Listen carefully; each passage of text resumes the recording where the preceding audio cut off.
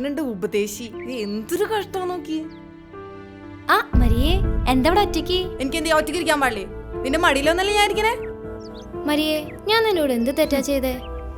Please എന്നെ ഇങ്ങനെ avoid ചെയ്യില്ലേ. ദേ സ്നേഹ, നിന്നോട് ഞാൻ പലവട്ടം പറഞ്ഞിട്ടുണ്ട് എന്റെ കാര്യങ്ങൾ ഇടപെടരുതെന്ന്. നിനക്കറിയില്ല ഞാൻ അനുഭവിക്കുന്ന പ്രശ്നങ്ങള്. മരിയേ, ഞാനൊന്ന് പറയട്ടെ. നീ ഒരു ചുക്കും പറയണ്ട.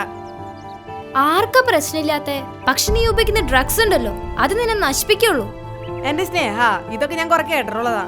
പുതിയ വല്ല കാര്യം എനിക്ക് പറയാൻ നോക്ക്. നീ ആരതൊക്കെ എന്നെ പഠിപ്പിക്കാൻ? ഞാൻ ആരുമല്ല.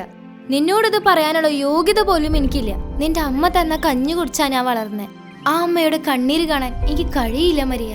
ഓ, അവളുടെ ഒരു കടപ്പാട് എല്ലാം ഒരു ബാധ്യതയാ. നിന്റെ അപ്പൻ ചത്തത് നന്നായി, അല്ലെങ്കിൽ ഇട്ടല്ലോ എന്റെ അവസ്ഥ നിനക്കും വന്നേനെ. മനസ്സിലായ?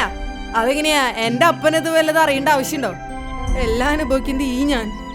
ജീവിക്കണമെങ്കിലേ പണം വേണം. അത് ഞാൻ അത്യാവശ്യം ഉണ്ടാക്കുന്നുണ്ട്. ദേ, ഇത് തെറ്റാണ് മരിയേ. ഇതിൽ നിന്ന് കിട്ടുന്നത് പണമല്ല, ഒരുപാട് പേരുടെ കണ്ണീരിന്റെ കനലാണ്. ദേ, ഇത് നിന്നെ ദഹിപ്പിക്കും. ഓ, ഞാനതങ്ങ് സഹിച്ചു. It's time to leave. എൻ്റെ അടുത്തരകൾ ആരാന്നറിയോ? സ്റ്റുഡൻസ്.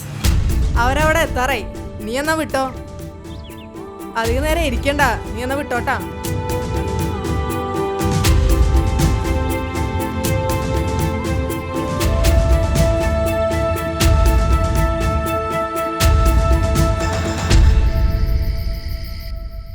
ഇന്ന് ഞാൻ മരിയയുമായി പിണങ്ങി.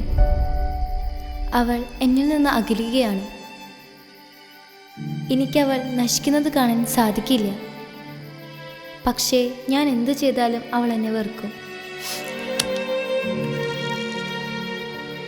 സ്നേഹേ, നീ ഉറങ്ങിയില്ലേ? എന്തു പറ്റി മോളെ? അമ്മേ, മരിയ വല്ലാത്തൊരവസ്ഥയിലാ. അവൾ പാവമാണമ്മേ. എനിക്കെൻ്റെ പഴയ മരിയയെ വേണം. മോളെ, നീ വിഷമിക്കണ്ട.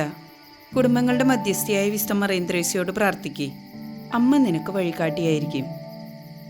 വിഷമിക്കാതിരിക്കേ. ചെല്ലു മോളെ, പ്രാർത്ഥിച്ചു കിടന്നുറങ്ങ്.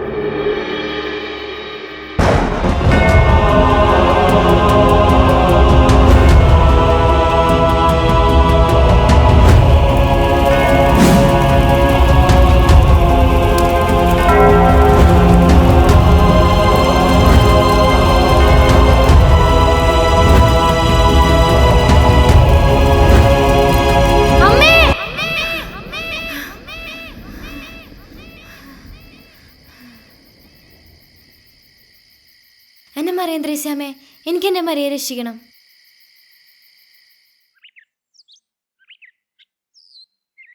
മരിയ, ഒന്നവിടെ നിക്കോ, ഒരു കാര്യം പറയാനാ.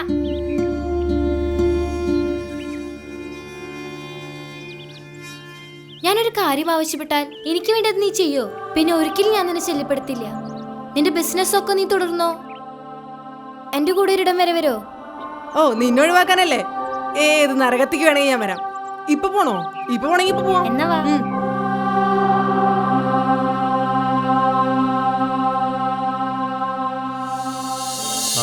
എന്തായി മോനെ? എൻ്റെ മനസ്സിപ്പോൾ ശാന്തായി. ഒന്നും വേണ്ടായിരുന്നു ഇപ്പൊ തോന്നാ.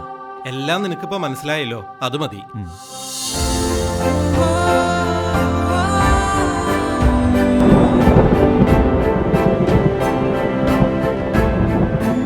കുടുംബങ്ങളുടെ കാവൽക്കാരിയായ കുടുംബ പ്രേഷിതയായ വിശുദ്ധ മറിയന്ത്രേസ്യ, ആ അമ്മയുടെ കാൽപ്പാടുകൾ പിന്തുടർന്ന് ഹോളി ഫാമിലി സന്യാസിനി സമൂഹം